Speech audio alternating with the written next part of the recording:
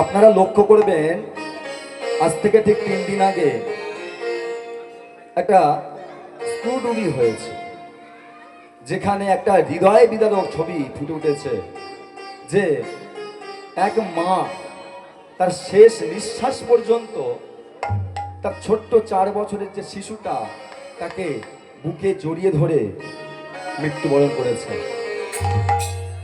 নৌসেনারা সেই দেহটা যখন তুললো, তাদেরও শরীরটা থরথর করে কেঁপে উঠেছিল।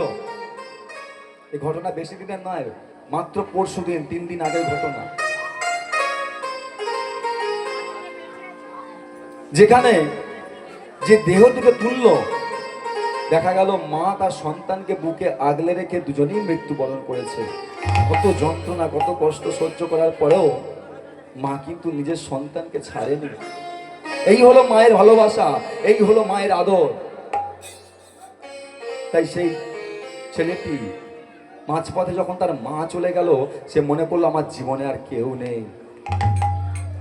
কিন্তু মা একটা কথা মনে রাখতে হবে, আমরা কি করি,